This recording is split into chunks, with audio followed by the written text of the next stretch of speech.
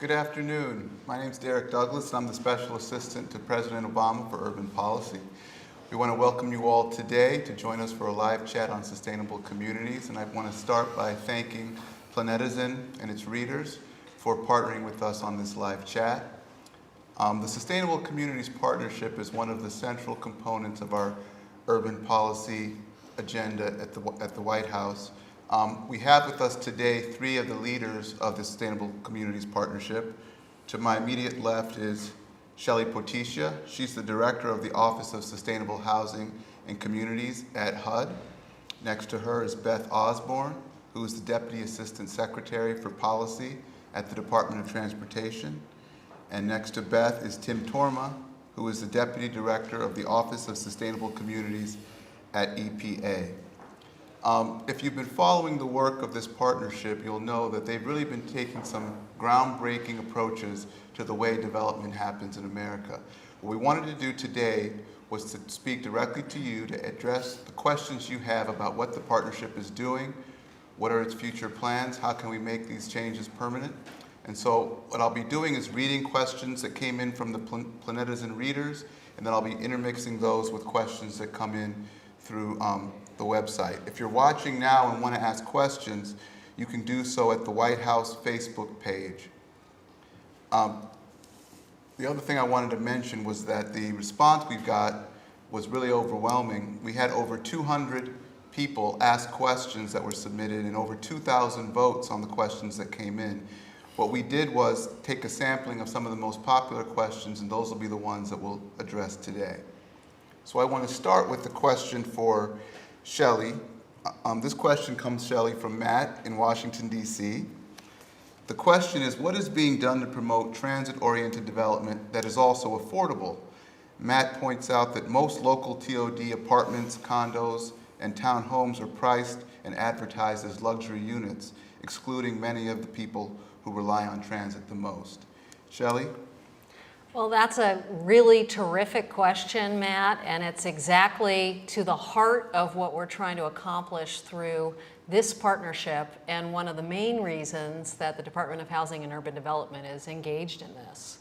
Because we see that there are tremendous benefits for helping people reduce their time spent away from their homes, their families, reduce the amount of money they're spending on transportation by having good access to transportation options like walking, biking, and particularly taking transit, which connects to so many of our region's jobs. And yet in the last market run-up, the real estate market really focused extensively on clustering high-density housing near transit that ended up being mostly available to high-income households. At HUD, we're trying to promote income diversity in all of the investments that we make and try and help our policies recognize that when low and moderate income people live within walking distance of transit, not only are they more likely to use the transit system, but they get benefits by spending less on transportation expenditures like auto insurance, car repair, gas. So in our work, we have a new grant program out that we're actually doing in conjunction with the Department of Transportation, and one of the things that we're looking for are zoning codes that might help promote income diversity in neighborhoods near transit, either through inclusionary housing ordinances, new types of housing products that might be located in areas near transit, and proactive planning for housing preservation so that we can ensure that as we move forward, we're making options available for people of all incomes near transit, and that's really a very high priority for our agency. I'd love to add that the very beginning of this partnership actually began about 2 years ago when the Federal Transit Agency and HUD came together to look at this exact issue, and they have been putting together guidance to local communities on how they can preserve affordable housing near transit sites. But one of the issues we run into is the demand for this kind of housing is so overwhelming and continues to increase while the supply has not really responded, and that's due to any number of issues that I'm sure we'll talk about here today. But anytime you've got demand that is here and supply that is here, you set the price so high that only people with a lot of funding and a lot of choices can play in that market. And so one thing we can do is just provide more of it. And then we can get out of these cycles where just the rumor of a new transit line sends housing prices in that area through the roof. Thank you. Tim, here's a question that came from Toby in Anniston, Alabama. For continuity in the shared understanding of sustainability, what is the best example to date of any state DOTs and EPA's collaboration on a sustainability-based project? Okay, thanks, Toby. That's a good question. I think that it's really important for environmental agencies like the EPA, but those at the state level as well, to work with their counterparts in departments of transportation. There are some good examples that I'd like to tell you about where the federal EPA has worked with state DOTs. The one that comes most immediately to mind is that we worked with the Department of Transportation in the state of California to develop something called Smart Mobility 2010. And this is a tool that the state now uses to evaluate the greenhouse gas impacts of their transportation investments. Transportation contributes about 1/3 of all greenhouse gases, and the transportation sector uses about 70% of all of the petroleum that's used in this country. So it's important for environmental agencies and transportation agencies to work together to figure out how to reduce our dependence on oil, how to reduce greenhouse gas emissions, and do that in a way that makes smart investments and provides people with transportation choices. One other example, if I may, is the EPA also worked with the Virginia Department of Transportation recently. The problem that they faced and asked for our help and advice with was accepting streets into the state transportation system that were not well connected, that meant that everybody who got in their car had to go out on that arterial that we all hate to get on. It's the one that's always crowded and congested. And they wanted to know if there were ideas and ways that they might change their street standards to improve the streets, make them more connected, allow people to walk, and to reduce traffic congestion. We worked with them and they changed their policy on that. So there's another good example. Terrific. This is a question that goes to is asking about a broader definition of affordability. It comes from Hermes in Tucson, Arizona, and I want to ask you, Beth, to address it first and then open it up. The question is, how are you currently analyzing the costs of our present communities as it relates to transportation, health, savings, and most importantly, livability? The hidden costs of our present way of living must be shown like our credit card debt.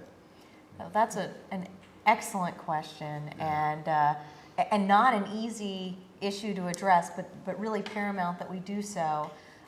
There are a few things going on to better capture the full costs of different types of development and transportation investments.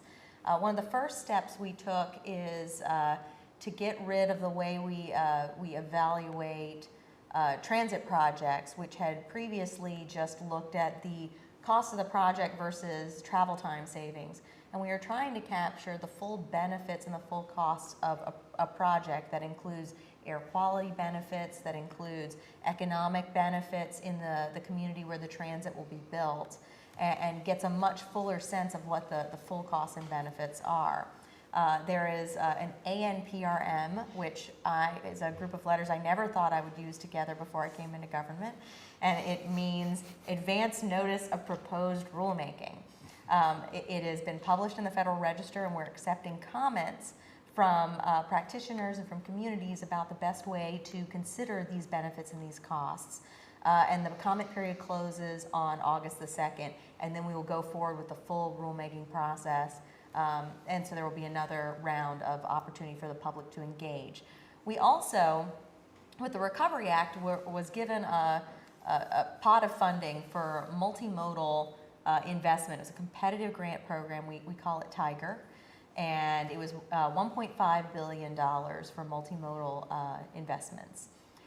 One of the things we requested from those who applied was a cost benefit of their projects. And we asked for more than what we normally ask for in transportation. It included a lot of these other costs. How will this investment save funds, not just within the transportation sector, but in terms of avoided infrastructure costs and those sorts of things? And frankly, just going through this procedure has allowed us to learn a little bit more about what the state of the art is across the country, what data is currently being collected, frankly, what data is not being collected, and where we need to do more work in those areas. A lot more work needs to go into fully estimating what the unintended costs of certain transportation investments are.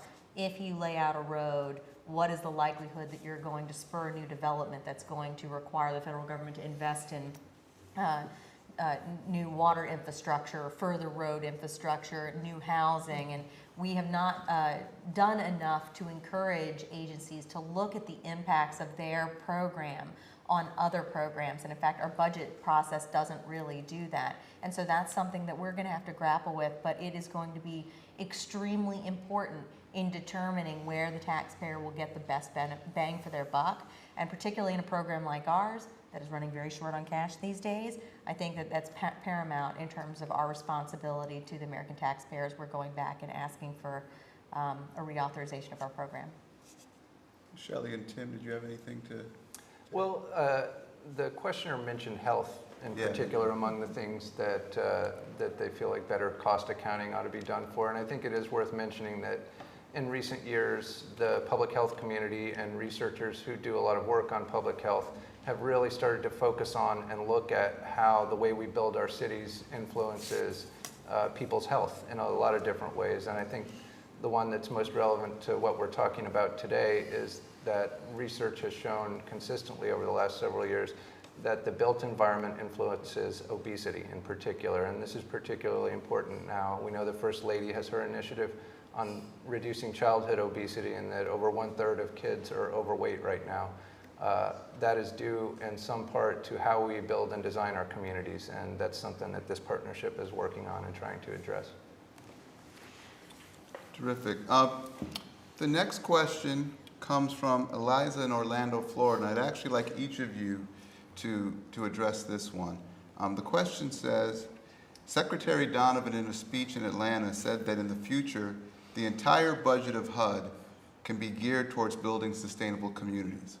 Now, the questioner asked specifically about DOT. Is DOT thinking the same way? And will we see a decrease in funding for damaging highway capacity projects?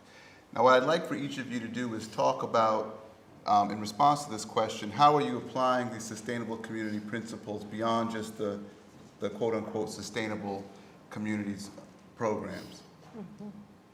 Well, maybe I'll start with that since Your boss Secretary said it. Donovan Always did getting us in mention trouble. this. I know, pushing the envelope. In connection with this same speech in Atlanta, Secretary Donovan announced that one of the criteria that will be used in most of our discretionary funding that runs through HUD will include sustainability principles. And we're looking for examples of proposals from communities that promote energy efficiency in the buildings that they build, promote alternative energy sources in the buildings that they build or in the communities that they build, and promote and reward places that build in patterns that reduce single occupancy vehicles, promote the principles of sustainable communities. So the first step that we are taking in this year is to apply these more aggressive standards to our discretionary funding opportunities. As we move forward, we're looking at ways in which some of the new programs that HUD is putting forward will embrace the principles of livability. There's a proposal now called the Choice Neighborhoods Program that's being piloted in this year that looks at neighborhood reinvestment for income-diverse neighborhoods and community economic development in urban neighborhoods. And we think that sustainability should be a top priority for those communities, looking at ways in which local businesses might be supported in those neighborhoods, local schools might be supported in those neighborhoods, so that kids can walk to school along safe streets and people can take care of daily errands as part of their daily activities on foot, on bike, or on the way back from a transit trip. This is not to say that we're at the place where all of HUD's funds will be geared toward sustainability, but we're making incremental process to try and find ways in which we can help communities do what we're already hearing people want to do, make it easier for them to make these choices. It was directed to DOT. Yeah, and I understand why Eliza asked the question the way she did. There's a history in the transportation program of recognizing that there's a problem and addressing it by, instead of fixing the problem, throwing a tiny amount of money towards retrofitting the mistakes of the past while we continue to make the mistakes in the future. And I want to assure folks that that is not the path we are choosing at this point. When Secretary LaHood went before the Commerce Committee in the Senate to testify at his confirmation hearing, he laid out 5 priorities for the department. And those were livability and environmental sustainability, state of good repair, economic competitiveness, and safety. I would argue that really all of them fit within that livability, sustainability umbrella. Livability and environmental sustainability. Neighborhoods that have those characteristics also have the strongest economies. They also are safest for all users. We have seen those priorities and livability, amongst ones that are very personally important to the Secretary in everything that DOT has produced since then. In terms of our Tiger grants, it's one of our key criteria. In terms of our strategic plan, we have laid that out as one of our top priorities. And as we develop a reauthorization proposal, you will absolutely see those 5 priorities as the point of our future program. You will also notice that in our budget, we focused some, our budget doesn't focus on a great portion of our program. Most of our program is controlled by the reauthorization process and is directed over a 6-year period through that process. So reauthorization is going to be key to making the overall program focus on the priorities that the Secretary has laid out. But in terms of our budget, the small areas where we do have discretion, we have asked to put more of our funds into these efforts to give local communities the keys and the skills they need to figure out what are the costs of good investments, or the benefits of good investments and the costs of bad investments. How do you get the biggest bang for your buck, and how do you ensure that people have transportation choice, housing choice, and destinations close to their homes? Great. Tim? Briefly, Derek, I actually did notice in the question when it was asked, they said HUD has done that. Is DOT also going to do that? And they didn't mention EPA, and I think there's a reason for that. So I'll tackle the question from a slightly different angle. I think that in many people's minds, and in fact, EPA's budget should be devoted and always be supporting sustainability and more sustainable communities. And so maybe people don't think that we need to make some change in order to have that happen. And perhaps that's the reason why the question wasn't directed at us. And in fact, EPA's mission is to protect human health and the environment, and all of our expenditures should be doing that, and are. But I do think that in the context of this question, it's worth saying that EPA Administrator Lisa Jackson often talks about broadening the way we think about environmental protection and what we mean by environmentalism. And that philosophy and that thinking will affect EPA programs and expenditures, and in particular, the sustainable community principles that this partnership works with are becoming embedded in a variety of EPA actions and criteria and guidelines that I will look for opportunities to talk more specifically about on the next question, perhaps. Well, you very well might. You very might. I think you're peeking over at my list of questions. So the next question, this actually was the most popular question on the planetizen.com from the readers. and it is directed to you, Tim, about EPA. It says, it comes from the Congress for New Urbanism in Chicago, Illinois, and the question asks, EPA stormwater rules in development could unintentionally promote sprawl by focusing on lot scale approaches. Since denser development have lower per capita pollutant loading, can EPA regulations incentivize rather than hinder compact transit-oriented development? And in answering the question, Tim, for some who may not be as technically up on some of the terms used here, could you kind of recast it in layman's terms and then address the question? Yeah, thanks, Derek. And that is a good question. I think I'd even like to, in order to put the question in some context, take a step back from the specific content of it about stormwater, because it raises a point that's very important for the topic today and for the work that we're doing together with HUD and DOT. And it is the fact that federal actions of many types often do have unintended consequences on how and where development happens at the local level. And that's one of the things that this partnership is thinking about, trying to be very intentional about, and trying to avoid those unintentional bad outcomes that can occur.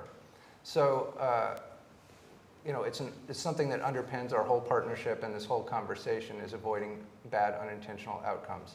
To the specifics of the question, if I can paraphrase it maybe to put it in plainer English for those folks who are less in on stormwater regulations, I think the gist of it is you could ask a philosophical question a couple of ways.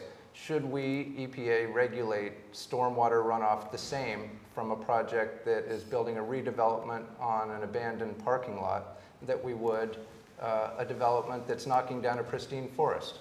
And I think philosophically the answer is probably not. We know that we're not going to improve water quality by knocking down more forests and developing more pristine land. So EPA is now working on a national stormwater rulemaking, and that's one of the questions that we're going to try and address through that rulemaking. And I think it's an important one for how cities end up developing and building, that we don't unintentionally incentivize one type of development that we think is contrary to the interests of communities, to water quality improvement, and to building great places that people love to be in.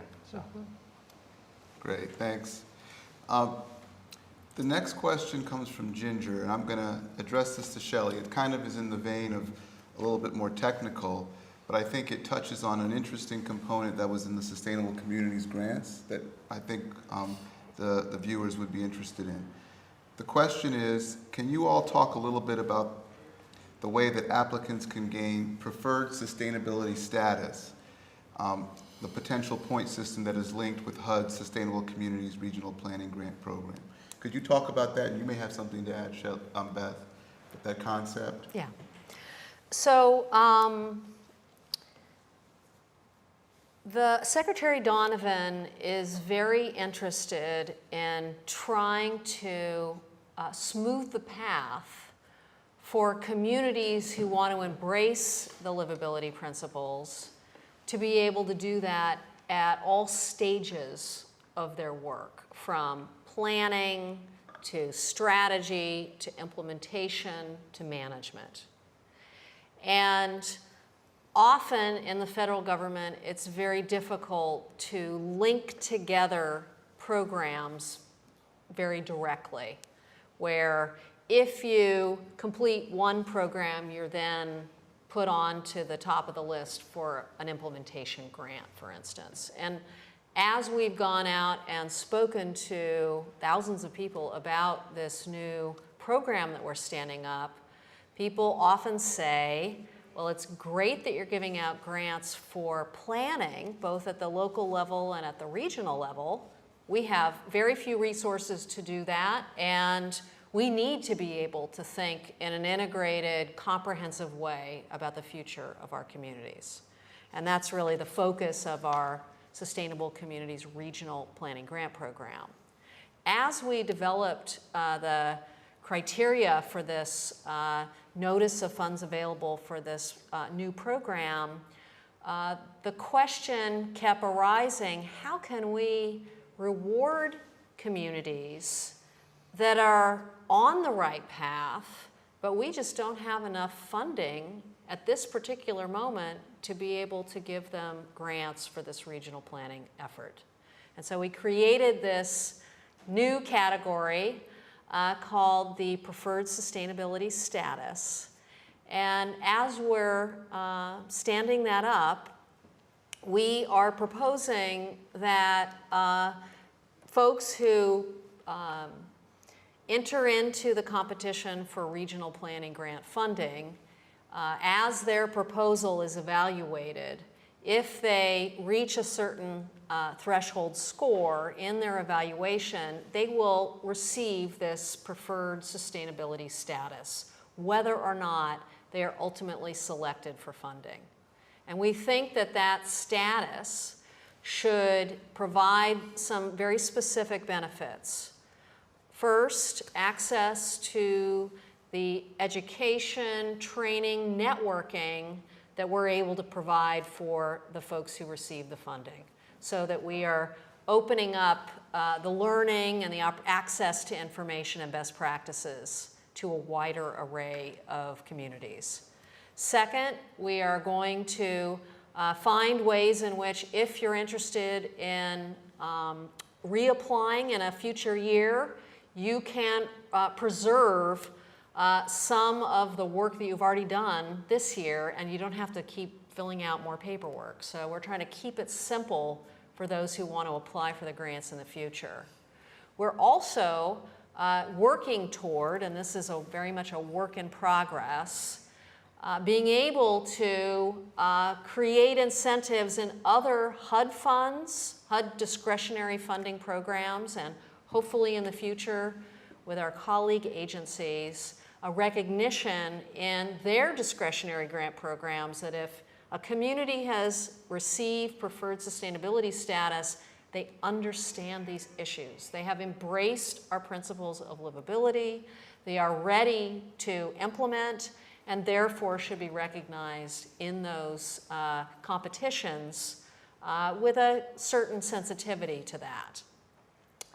This is, again, very much a new idea. We'd love to hear people's feedback and comments on that, and also ideas that you might have about how we can make this preferred sustainability status useful and not just one more thing that doesn't really get you anything. Anything to add? Or? I just want to add that it was a really innovative idea on HUD's part.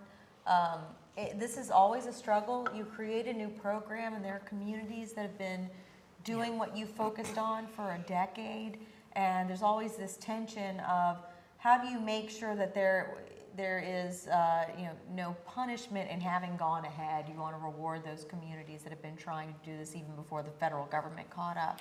And so we are going to constantly look for ways to make sure that those communities that were a little ahead of the curve receive some benefit from that, while at the same time having to balance the need that just because someone may have just started looking at this, we don't want them to be punished for the fact that they recognize it's a good priority and they're ready to come to the game now. Yeah. And the only thing I would add is that the concept that HUD put in their Sustainable Communities Grant is one that several agencies have reached out to me about, wanting to learn more about it. They're very interested in seeing how it plays out. So I would just second Shelly's request to get feedback from those who are applying for these grants, who are on the ground doing this work, to see what your thoughts are about this, how it can be properly shaped, because I think it has some potential for finding its way in other types of federal programs. The next question is directed to Beth. This is a question that comes from Steve in Mesa, Arizona. The question is, are there any plans to update the requirements of metropolitan planning agencies to include provisions such as housing, urban development, and/or economic development plans before they can receive new highway funds? It's a really good question, and there's a lot of ideas coming from various stakeholders about how to make the metropolitan planning organization process a stronger one. One of the things that we are really excited about in having discretionary dollars is we feel like it creates a kind of healthy competition where folks try to outdo each other in terms of creativity and innovation. And instead of trying to prescribe a way to do this, basically reward those who figure out how to do it well and give technical assistance to others to be able to catch up. And so one of the primary tools we want to look to bring these concepts in is through our discretionary grant programs to reward those who do it. And there will be some who might not try, but they will be taking themselves out of the game in terms of our discretionary grant programs for failing to try. For those who it's a big undertaking, we are proposing to Congress for our fiscal year 11 budget that we be given some grants to help communities that need to build the expertise to be able to do this sort of work. And we're asking for new data to be collected and new types of analyses that they just might not have the technical expertise, they might not have the tools, they might not have the computer programs, they might not have the data. And so as we're telling people that the way to be competitive and get a hold of some discretionary dollars requires a stronger ability to synthesize the various impacts between transportation investments, housing investments, economic development investments, water infrastructure developments. We're going to be there to help them figure out how to do that. And it's certainly something that we're going to be working on with HUD in terms of their regional planning grants to also continue to build up that data, that information, that capacity. And as we do reauthorization, we will look for other ways to strengthen this. It is our goal to make sure that transportation is recognized for what it is. It's a means to an end. It is not an end into itself. Transportation gets people to opportunity. It supports all the things that we have to do as a society. There's no purpose to it except to support all of those things. So we recognize that. I might add, the Sustainable Communities Regional Planning Grant Program that HUD has a notice out for funding right now, the criteria for that grant program was done in partnership with EPA and DOT. We sat down as a team and crafted the rules for this new program, rather than kind of the usual way, which is one agency puts together the rules and then maybe ask a couple questions of their partners. This is a very different approach, and in many ways we see this opportunity to seed the kind of long-term planning and strategizing for regions as a step toward helping communities think about the future of the long-range transportation plan, the future of regional water infrastructure planning, air quality planning, all being integrated in some way. Now, whether that then leads to a new set of rules and regulations that govern other federal funding, that's to be seen. And in part, we're hoping that this competition brings forward a set of very diverse examples, places that want to start out thinking about these issues for the very first time, places that have been doing it for a long time, urban places, small town places, rural communities. We're looking at trying to identify a very robust set of examples that can then help a conversation really happen about the future of our metropolitan planning. Great. This next question actually takes a turn and focuses on a particular set of places and asks a question about what the partnership is doing for them. I'm going to direct it to you first, Tim, because I know you've been thinking about this a bit. The question comes from Al in Youngstown, Ohio. It asks, what place-based policies does the new partnership intend to implement that specifically focus on addressing the unique plight of our nation's older industrial cities? It's a good question, Al.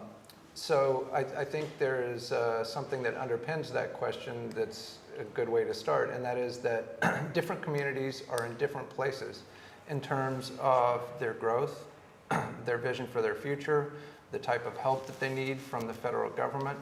And this question is about a specific group of communities that are transitioning from one type of economy to another. And I think that's a really important thing for us to bear in mind as we do go into communities and try to help them as the federal government, is that there is no one-size-fits-all solution.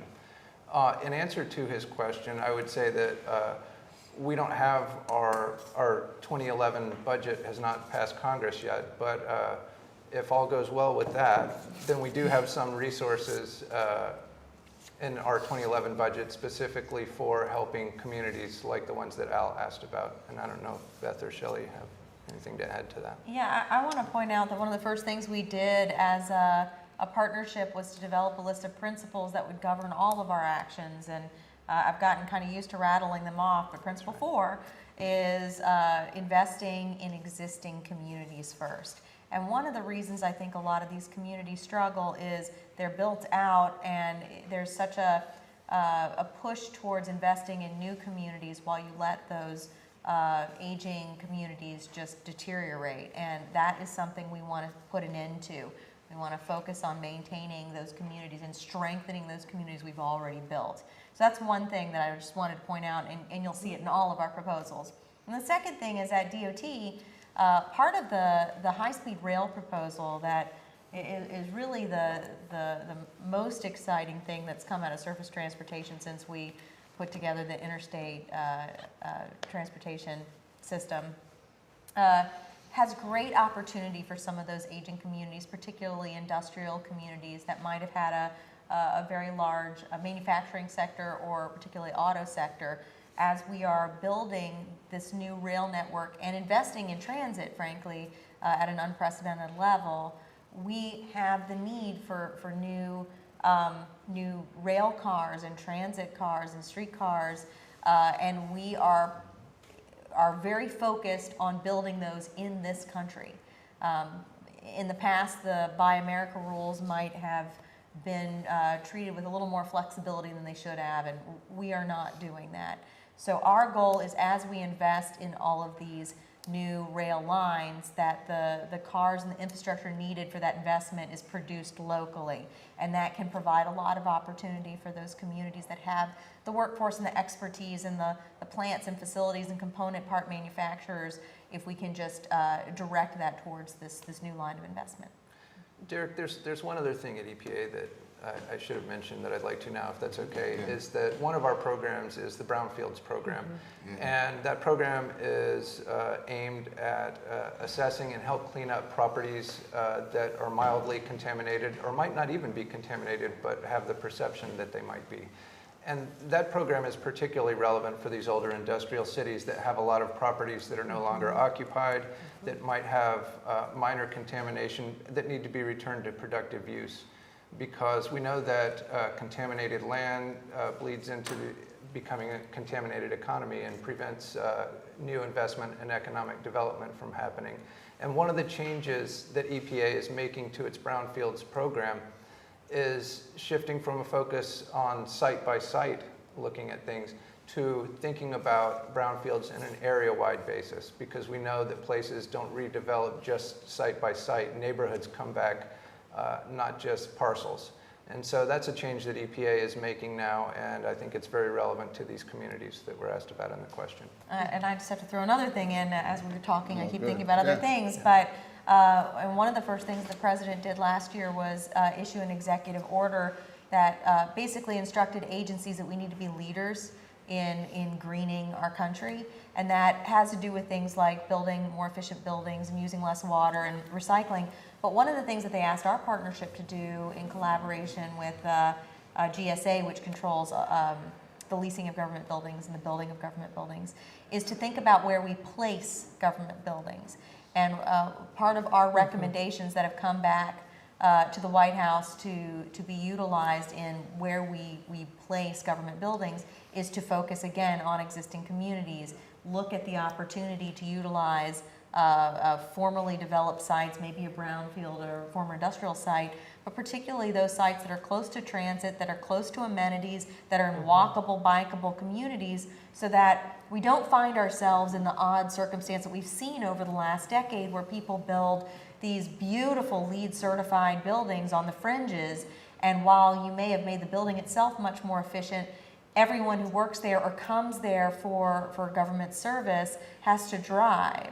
And what we found is while the building itself might be a lot more efficient, when you add in all the emissions that come from driving, we actually end up in the hole. We don't want to see that, and so we're focusing on redeveloping it and focusing on those town centers and urban cores, whether in urban or rural areas, and I think that will have great relevance to some of these older communities that might have felt like they were abandoned even by their post office, even by their federal government. Great. The next question I'm going to direct to Shelly, and it's actually a straightforward one. It comes from Sandy in Philadelphia, Pennsylvania, and you touched on it early on. The question is, can grant money be made available to support the efforts of cities to adopt smarter zoning codes that permit walkable neighborhoods by right? Sandy, hello, a little shout out from the White House. Absolutely. In the notice of funds available that DOT and HUD collaborated on, we joined up something we call the Challenge Grant Program with a planning function that the Tiger 2 program has appropriated, and created a pool of funds that communities can seek to do more detailed land use planning, but also to prepare and adopt the codes that would allow sustainable and livable communities to happen as of right, without additional permission for each individual project. I think that Secretary Donovan's big priority is to find ways in which we can make it easier for the private sector to be able to invest in these kinds of projects and actually help us implement this big vision.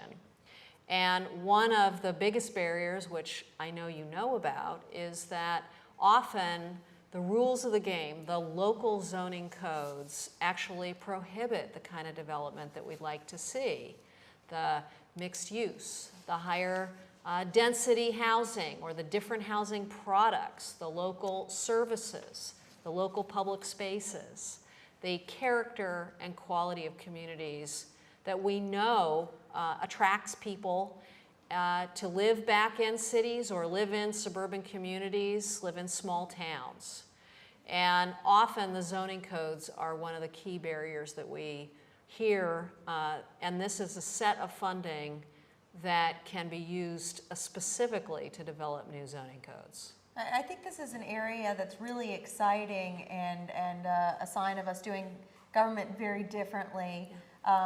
One of the things that President Obama has asked of all of our agencies is to look for ways to collaborate across agency. And we have seen agencies that have similar funding pots come together and make them available to the public at the same time, so that local jurisdictions aren't constantly trying to figure out which agency to go to and maybe have different rules depending on which agency and different timelines.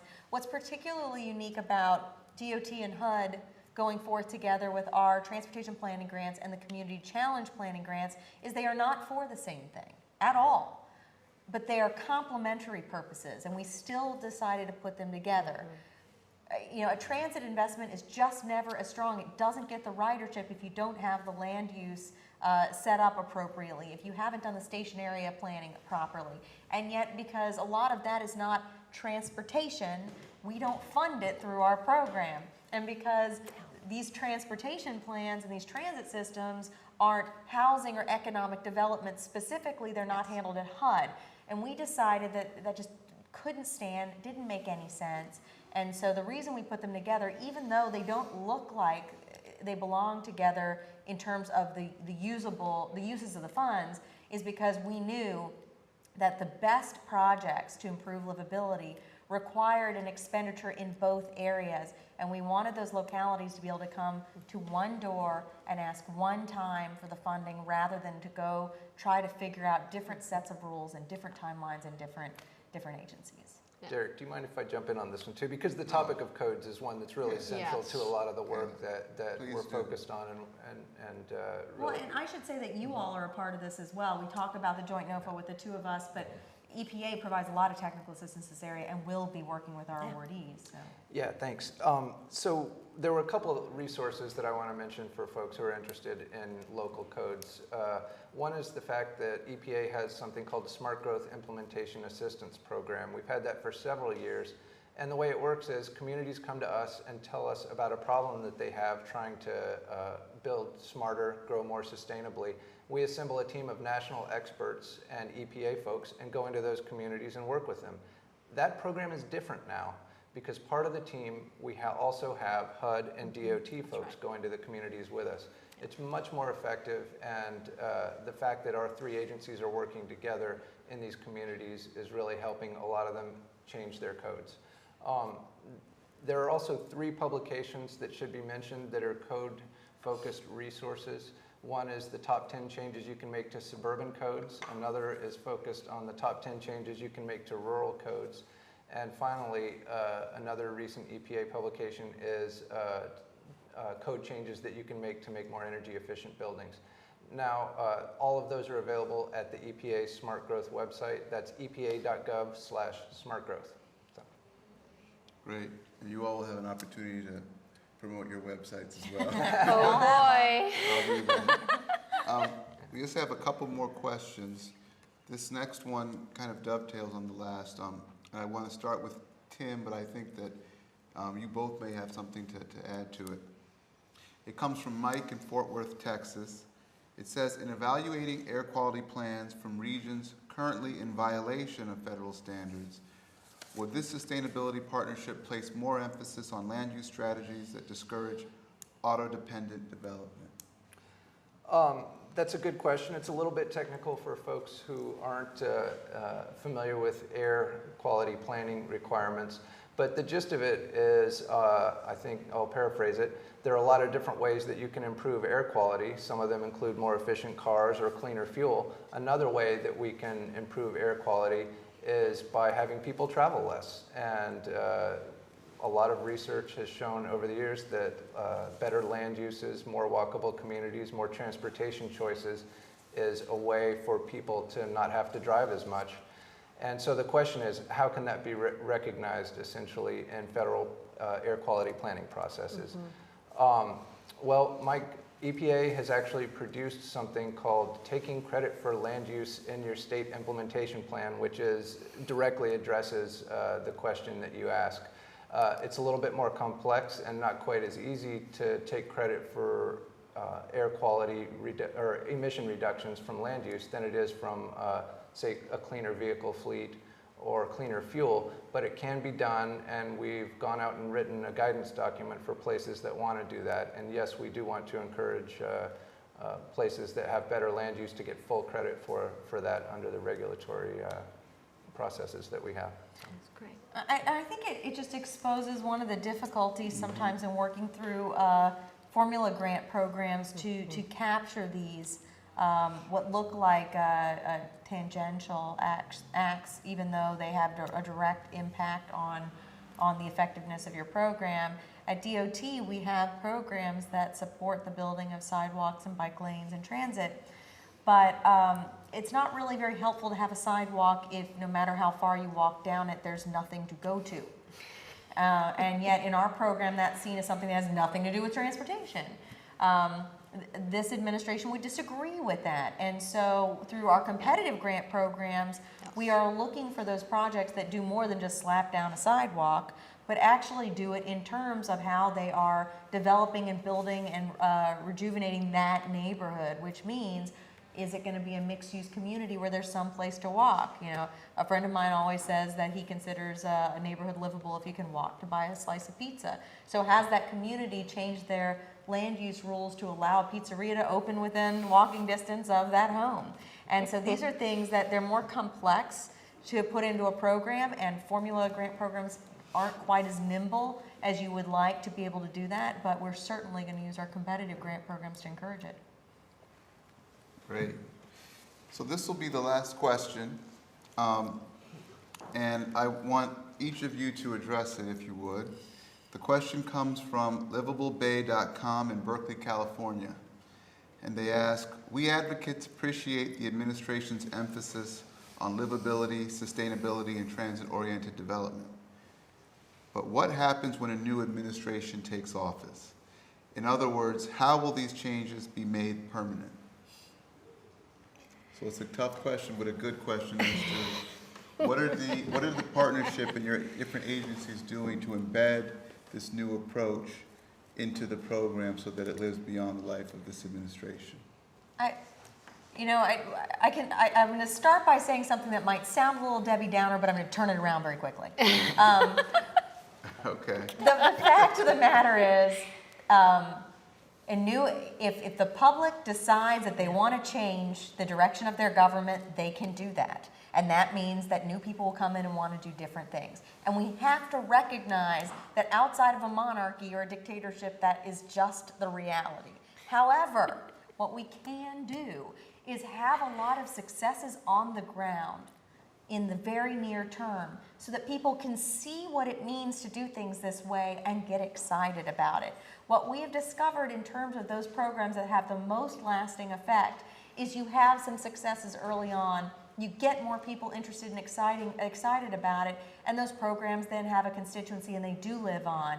And to the extent that we can show why this works and how it makes communities more competitive and more of a place that people want to come to and live in and raise a family in, the more we're going to see this become a nonpartisan and kind of a timeless effort.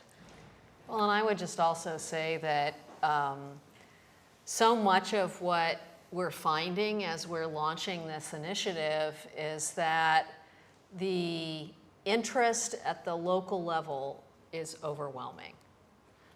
There are a tremendous number of communities who already are doing things that we would consider aligned with the livability principles that guide our partnership. And we're seeing that from small towns that use their recovery money to rebuild their main street, to large cities that are focusing their housing preservation funding in transit corridors. So we're seeing all kinds of innovation at the local level. I think that part of what we are doing to ensure that this federal attention lasts longer than just one or two administrations is to do what we can to make the rules of the game fair for communities that want to be able to embrace this approach. We're looking at ways in which we can take away the practices that particularly HUD has done that have incentivized development that's inconsistent with this approach, and make it easier for sustainable communities to be built in communities by the market, by community leaders. So often that's sort of the unglorious stuff. That's the behind the scenes, rule changing and guidance that we're giving that most people don't even know is happening. It's not sexy like a ribbon cutting. It's not a grant program, but it actually guides how the federal government engages with communities and how they incentivize different approaches to development. I will echo in slightly different words what both Beth and Shelly have said here, and that is that we are, all three of our agencies, trying to institutionalize the ideas behind this partnership and the principles that underlie the partnership into policies, guidance, criteria, regulations, all of that. As Beth said, governments can and do change hands, and priorities and ideas change, but these things are going to be institutionalized and cannot be reversed overnight. And to also paraphrase what they were saying, when government does change hands, ideas that are very good and have wide support often stay in place. And I think that there is wide support for the type of work that we're doing. It's common sense stuff that is good for people and good for the country, and I think much of it is not even controversial and will stand a great chance of staying in place for a long time to come. And the only thing I would add that you all didn't mention is that in addition to the substance of the policies and regulations you're putting in place, this partnership is also changing the way that these agencies do business. And it's not just the political appointee staff, it's all the way through the career staff who are collaborating in ways they never did before, which will continue regardless of who's in the Oval Office. And so I think by changing both the substance and the policies, but also the approach, that strengthens the ability for this to have a longer lasting impact. So I want to say, in closing, I want to thank Shelly, Beth, and Tim for joining us today and for taking the time. I thought that the discussion was excellent. I also want to thank planetizen.com for partnering with us and all of the readers who submitted questions and voted on the questions. Also those of you who were watching the chat live. If anyone missed a part of the conversation, the entire video event will be posted on whitehouse.gov in the next 24 hours. You can catch it there.